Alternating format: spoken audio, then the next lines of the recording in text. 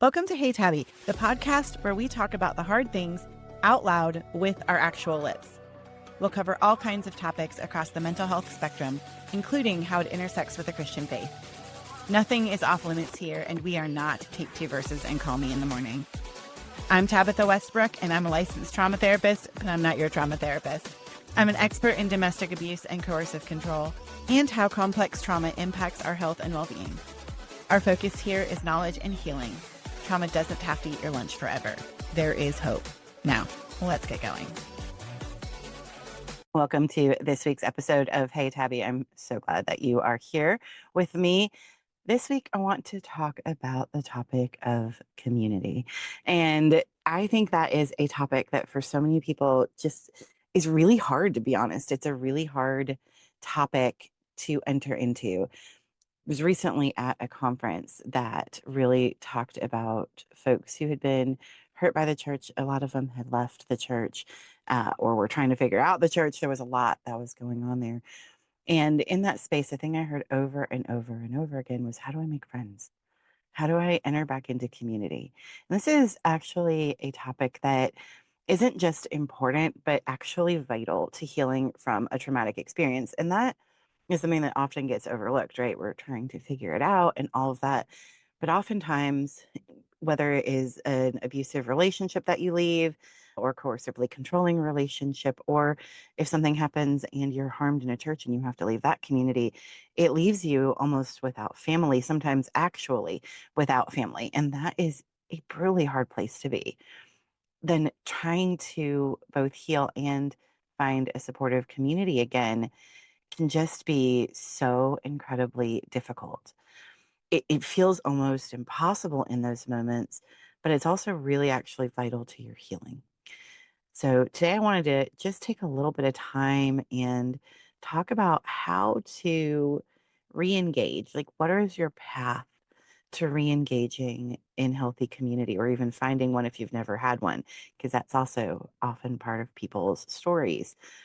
This is coming from the work I did for my book, Body and Soul Healed and Whole, an invitational guide to healthy sexuality after trauma, abuse, and coercive control.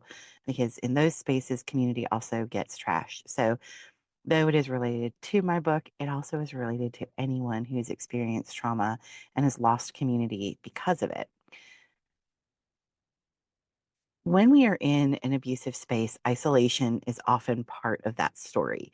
So, whether it was a high control religious organization that maybe said you can only socialize with people within, or they had you so busy you only socialized with people within that group. And then when that group is gone, you end up with nothing, or an abusive marriage or relationship where you had a tight community or were isolated from all friends, and your spouse or partner was the only person that you were allowed to have any engagement with. And when that ends and you're free, you're often alone. And that means that you've been disconnected from everything. So either what you always knew or had really truly woven into the day to day of your life is gone. And a lot of folks really struggle with that isolation. There's also research out there that talks about how isolation is actually physically unhealthy for people.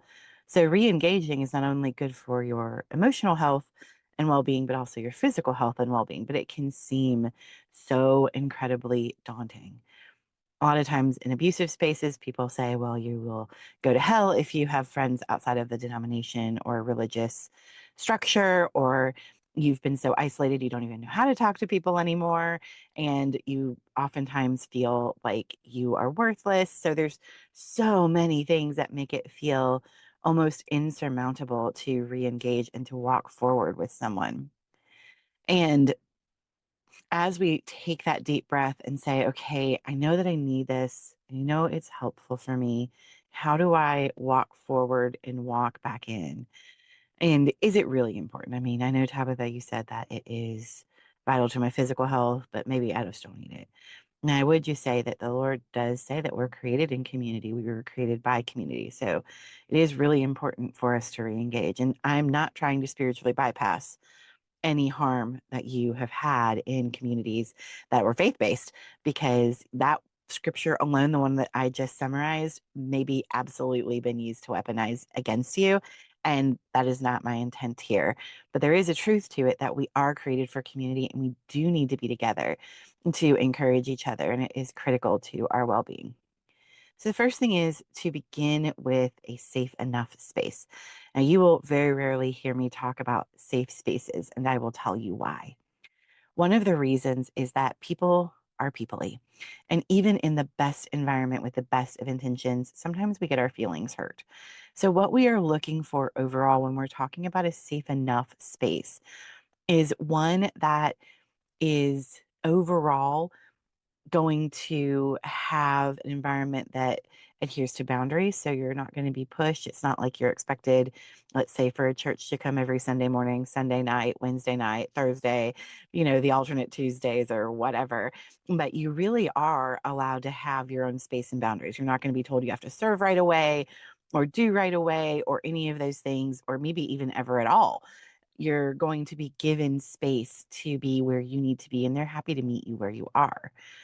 Also, you are going to find that you see the relationships within those communities. What in that community space helps you tell that people are safe and valued?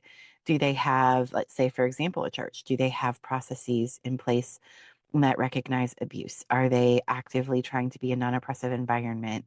Things of that nature. Do they value the voices of both men and women? If you know anything about me at all, you know that I value both the voice of women and men. And I think that both need to be at the table and equally heard, because if we're all image bearers of the living God, then we all bring something special, precious, and unique. You would love a community with some diversity, both in age and in socioeconomic status and ethnicity, ideally, because those are often healthier communities because you have different people and different experiences. Sometimes I've heard, oh, go find other 30 somethings or 40 somethings or 50 somethings or 20 somethings. And yes, of course, we want friends in our stage and age in a lot of ways. However, there can be such gift and goodness finding people across the lifespan. For example, my best friend is about, gosh, I'm going to have to math. I think she's about 13 years older than I am. And we get along famously well. We have a ton of similarities, a ton of similarities in how we process the world. And we've done a ton of life together. It's been 25 years now. We get along great. And if I had only been looking for friends in my own age bracket, I would have missed out on her. I have friends that are younger than me that are in their 30s, and I'm not going to tell you how old I am, although we'll just say that I'm about to become an artifact, and you can go Google what age that might be. But my friends who are in their 30s are equally important to me. And we get to also learn from each other, right? There's beautiful energy from my younger friends and lots of wisdom in certain things. And then with my older friends, there's a different energy and lots of wisdom as well. Then I have friends my same age. And so all of those things help us have a healthy, balanced community. I'm also friends with both men and women, and I'm good friends with men. And if you read my book, you'll understand a little bit more about male female friendships and how important those are and how godly they actually can be. But I find it vital to have a diversity. Some of my friends have young kids, some of my friends have adult children, some of my friends have no children. And again, that's a vital space. And I am happy. And it's also really good, I think, to enter in to people in very different life stages. I have a friend with a family that's got a lot of little kids in it. They have a number of little kids. And by little, I just mean like, the 10 and under. I love it. I love to be there. I love the energy. I love to be around them. And I love to be part of their lives. And that is a critical thing. So if you are a person with kids, don't hesitate to invite people in who don't have them. If you are a person without kids, don't hesitate to enter into places where there are kids, because you really can have such vital, beautiful goodness in those spaces. And I know that it can bring up a lot of feelings and struggles and all of those things. And those are things you definitely want to process through. However, it is such an incredible gift to have friends that are in different ages and stages and different life circumstances, because we are a rich tapestry of people and we all have something to offer in that. And then as you look around, where are you respected and valued? And again, that's important. So no matter what age and stage someone is in, where are you respected and valued? What is that like for you? Where do you find that space? And then really work toward giving it a try. This might take a little therapy if you've really been burned, and man, do I ever get it. You may need to really talk it through and have a plan, do some good emotion regulation, all of those things. I 100% can understand that completely. So please don't mishear that you have to be a certain way or do a certain thing. Take your time, do some healing work if you need to, but don't hesitate to try to figure out how can I enter in to a place I want to try. And again, you don't have to commit. I think this is another thing I see a lot of is, oh, well, once I do it, I have to do it forever. No, you don't. You don't. You do not have to do anything forever. Because if you go and try a community or an event or a space or a relationship and you're like, oh, not for me, that's okay. That's not a bad thing. You go, all right, I tried. And now let me try something different. And oftentimes that is how we figure out, especially post trauma, when we are trying to sometimes figure out who we even are, and that we have to try a few times. So I just want to normalize that because I think sometimes we think, oh, I have to go and commit, and you really don't. The next thing is really know what your boundaries are and don't be afraid to set them. And boundaries are something that is sometimes misunderstood. I think of them more as a fence than a wall in most instances, where I can open and close the gate, can let people in and out of my yard as needed. And really, at the core, boundaries are what is okay with you and what is not okay with you. And as you think that through, and again, this might take some journaling, some introspection, some work, and some trial and error to figure out where it's okay to be and where it's not, and what's okay and comfortable.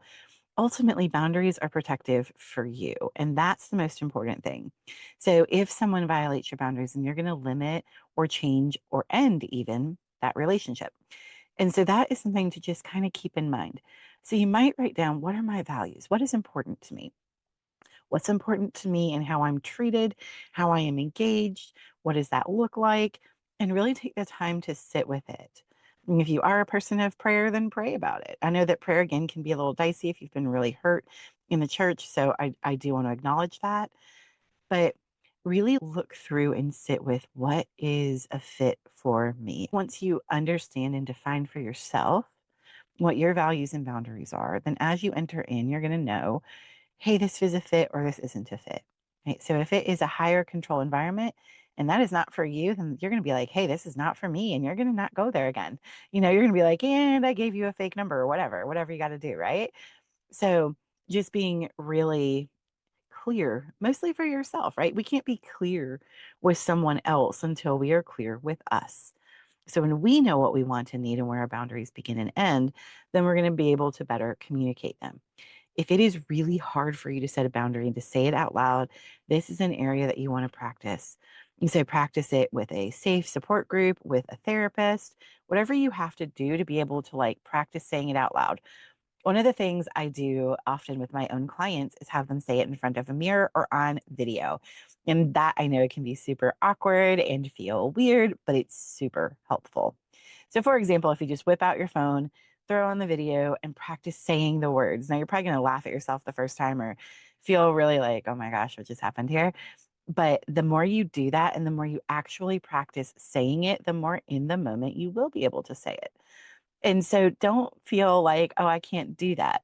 Practice in the mirror. What does it look like to say, you know what, thanks so much for inviting me, but that's really not something I'm interested in. You may never have said those words or even thought you could in your whole life, but you can. No is a perfectly reasonable option. That is something that you definitely want to get more comfortable with for yourself. So again, you can, once you figure them out, set them and then practice with a therapist, with a close friend, with a support group, or even just with yourself on video or in the mirror until it feels more natural. Truthfully, you're going to have to do a little bit of it in the wild, in the moment, to really let it root into you. But the practicing in those safer spaces is going to help you do it in the wild. And again, the more that you do it, the better you get at it because you're building that muscle, right? You're building the I can say no muscle in your brain. And it might not have ever been built. So it might take a minute, and that's okay. So, what are some practical steps here to finding community? Well, one is reconnect with ones that maybe you were in before that were life giving. If you've been in an abusive space or got pulled into a high control religious organization, you may have lost touch with folks that you really, really did enjoy. Reach back out. I'm not saying it's going to go perfectly, who knows, but you can always try. And I've actually had a lot of clients do this and they've had great success where they've reconnected with someone that maybe they had lost touch with due to abusive relationships or abusive structures. And that is something that they were pleasantly surprised by, like, oh, this person really does still care for me and they do want to enter back in. And that is actually really healing and reconnecting. So, if there is a community or friend that you want to re engage with, give it a try. The worst thing that happens is they say no. Another thing is join a support group. And I've talked a little bit about support groups, but there are a lot of them out there. There are organizations that help if you are removing yourself from an abusive, intimate relationship. Called to Peace Ministries often has support groups for female survivors of domestic abuse and coercive control. They are either in person or online, so you can go check them out at calledtopeace.org.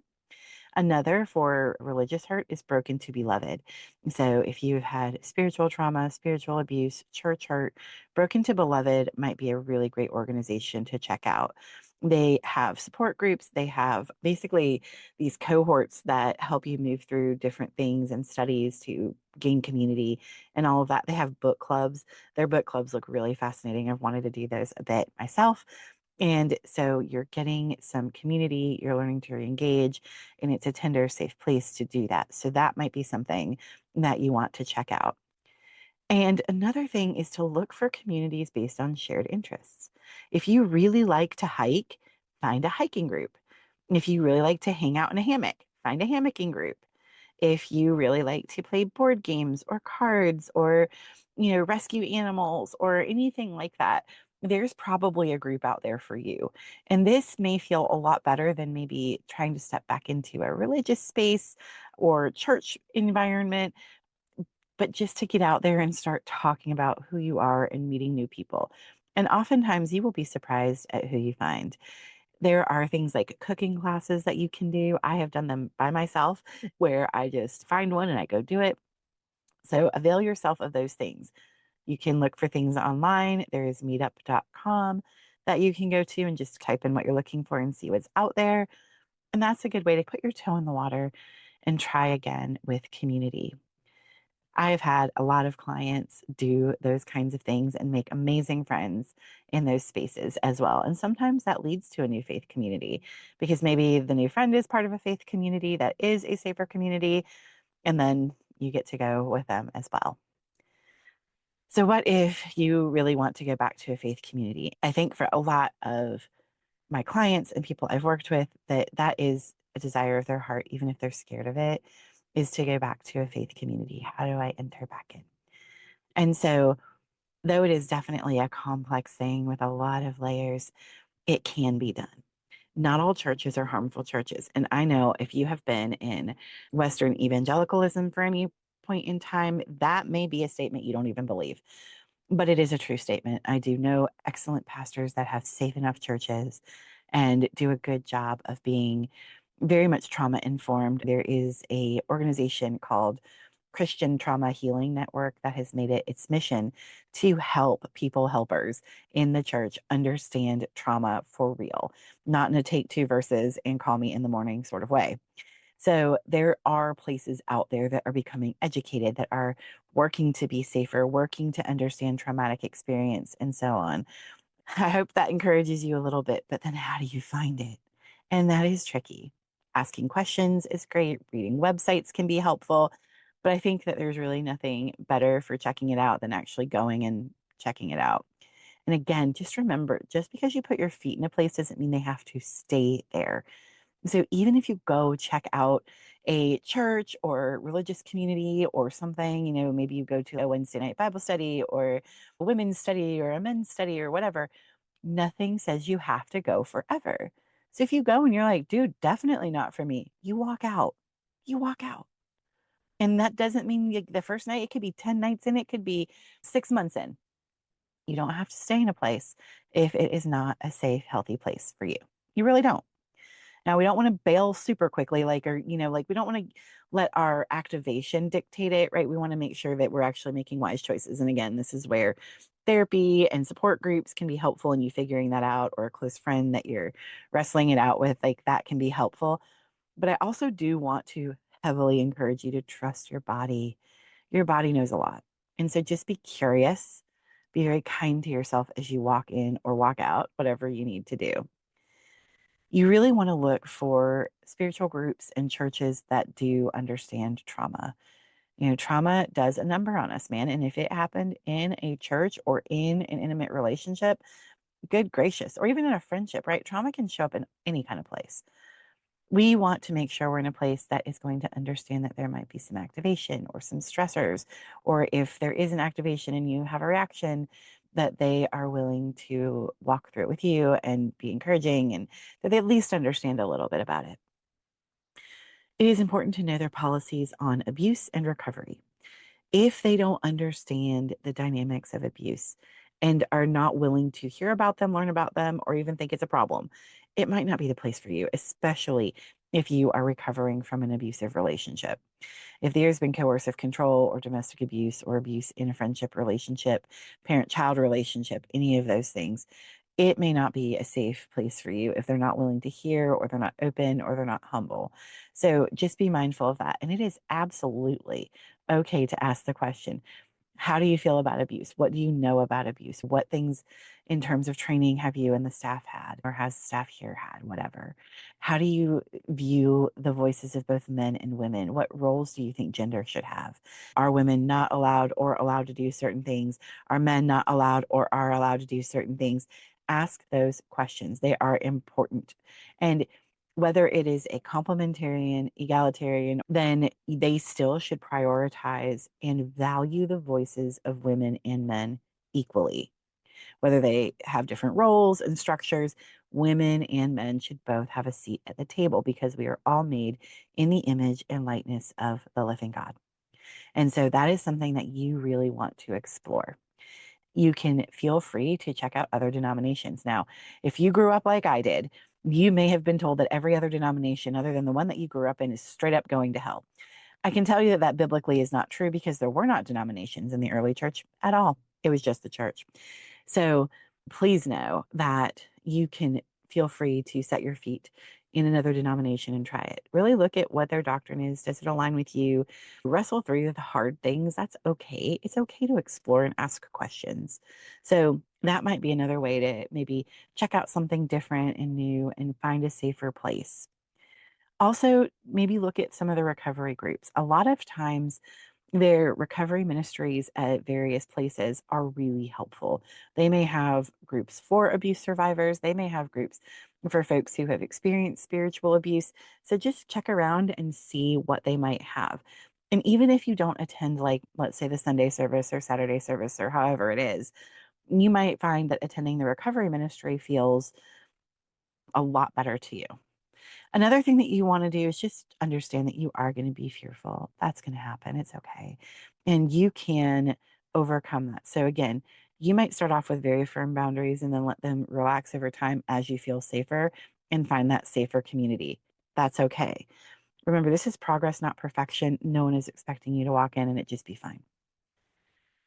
Healthy community really does bring good healing, but it is not always linear and it is not always quick. And I do want to acknowledge that.